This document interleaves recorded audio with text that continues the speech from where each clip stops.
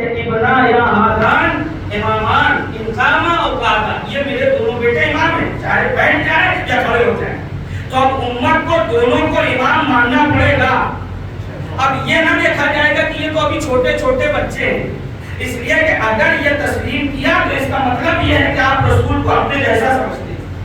اگر اپنے جیسا نہیں سمجھتے تو یہ بات ماننا پڑے گا کہ پیغمبر اسلام کی زبان سے اللہ اعلان کروا رہا تھا کہ آپ کہہ دیجئے کہ میرے دونوں بچے امام ہیں، چاہے کھڑے ہو جائیں چاہے بیٹھ جائیں۔ اب جناب جابر نے احترام کر کے بتایا پیغمبر کو اپنے جیسا نہ کہنے کا مطلب کیا ہے۔ امام حسن چھوٹے ہیں مگر جناب حضرت جابر بن عبداللہ انصاری احترام میں کھڑے ہو رہے ہیں۔ یہ دنیا کو بتانا چاہ رہے ہیں پہچان لو یہ حسین ہے، اس کے احترام میں کھڑا ہونا، اس کے احترام میں کھڑا ہونا نہیں بلکہ رسول کے احترام میں کھڑا ہونا ہے، اللہ کے احترام میں کھڑا ہونا ہے۔ ایک سوال دیجیے مجھے محمد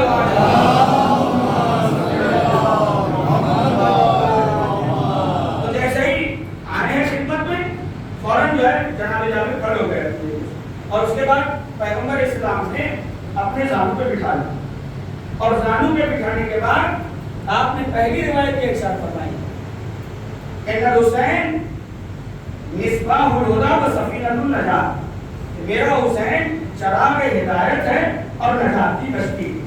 آپ کیا جانیے اگر یہاں تک آ گئے تو دیکھیں اگر پیغمبر چاہتے تو علماء یہ کہتے ہیں کہ اگر پیغمبر چاہتے تو پیغمبر یہ بھی کہہ سکتے تھے کہ یہ میرا بیٹا حسین ہدایت کا سورج ہے، تو شاید بعد میں اور جو ہے وہ جدت پیدا ہو جاتی ہے اگر یہ کہتے تھے ہدایت کا سورج چراغ کے مقابلے میں سورج کی روشنی زیادہ ہوتی ہے، لیکن پیغمبر نے یہ نہیں کہا کہ حسین ہدایت کا سورج ہے، پیغمبر نے یہ نہیں کہا کہ حسین ہدایت کا چاند ہے، پیغمبر نے یہ نہیں کہا کہ حسین ہدایت کا ستارہ ہے۔ اس کی وجہ شیخ العاملی نے یہ بیان کی کہ شاید اس کی وجہ یہ ہے کہ اصل میں سورج کی روشنی کہیں پہنچتی ہے اور کہیں نہیں پہنچتی۔ چاند کا معاملہ یہ ہے کہ چاند کبھی ہے کبھی نہیں، سورج کا معاملہ ستاروں کا معاملہ یہ ہے کہ کبھی ہے اور کبھی ڈوب گئے۔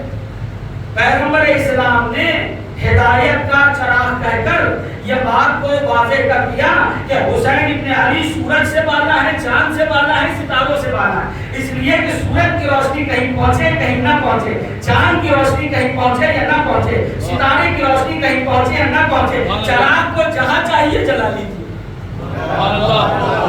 چراغ کو جہاں چاہیے جلا لیجیے۔ یاد رکھیے گا چراغ میں جتنی توانائی ہوتی ہے چراغ اتنے وجود کے ساتھ چلتا ہے۔ چراغ ڈیپینڈ کرتا ہے فیول کے اوپر، فیول اگر جب تک فیول چلتا رہے گا تب تک چراغ جلتا رہے گا۔ یہ ہمارے جلائے ہوئے چراغ ہوتے ہیں کہ جب تک فیول ہوتا ہے تب تک جلتا ہے، ہم ہیں ختم ہو جانے والے، لہٰذا ہمارا ڈالا ہوا فیول بھی ختم ہو جائے گا، مگر جس چراغ میں فیول اللہ ڈالے وہ چراغ کبھی بجھنے والا نہیں۔ سبحان اللہ۔ جس چراغ میں فیول اللہ ڈالے، یہاں پر مجھے آپ کو یہاں تک لے کر کے آنا تھا، خدا آپ کی سماعت پہ بھروسہ کرتے ہوئے آپ کے حوالے کر، اور اس کے بعد یہاں پر حدیث تمام نہیں ہو رہی، آگے فرمایا میرا حسین کشتی نجات بھی ہے۔ کشتی نجات یعنی لائف سیونگ بوٹ، کیا کہتے ہیں جیون رکشک نوکا، یہ تو کہا جائے گا ہندی میں، ماشاءاللہ ہندی آپ اس سے ہندی انگریزی اس سے کہیں زیادہ جانتے ہوں گے۔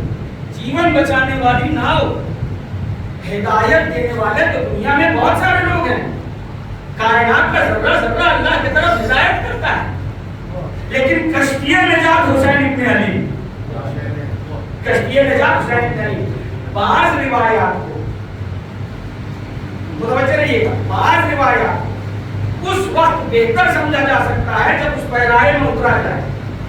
ایک مرتبہ کوشش کیا جائے کہ پانی کے جہاز میں سفر کریں، جب پانی کے جہاز میں سفر کریں گے تو پیغمبر کی حدیث اور بہتر طریقے سے سمجھ میں آئے گی۔ ایک بار میرا اتفاق ہوا، ایک بار۔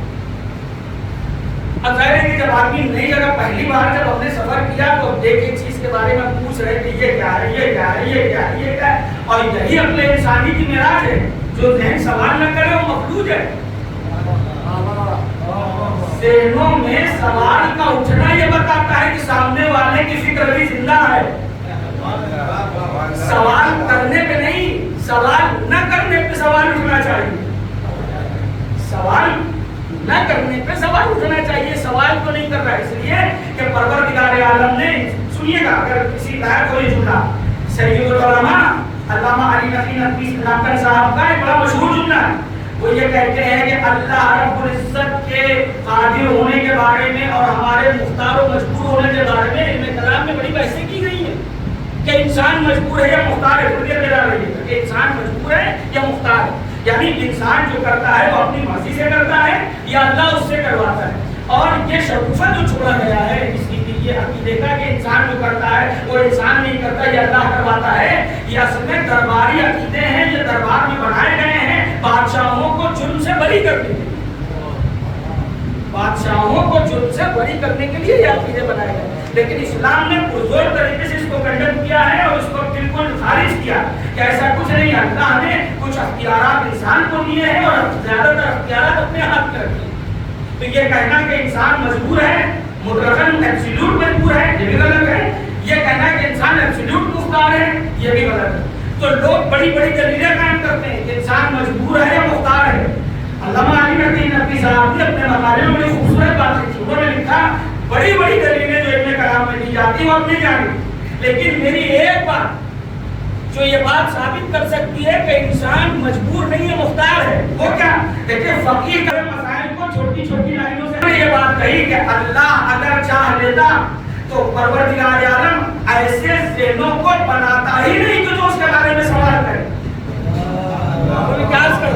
بھائی اگر بتائیے دنیا کی کون سی حکومت ہے جو اپنا مخالف برداشت کرتی ہے؟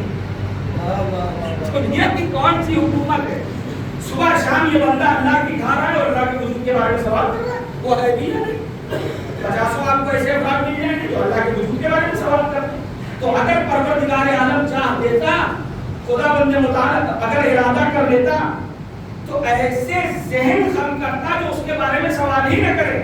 لیکن ذات پروردگار نے انسان کو ذہنیت دی، ذہن دیا اور ذہن میں سوال کرنے کی قوت عنایت کی. جملہ آپ کے حوالے کر رہا ہوں.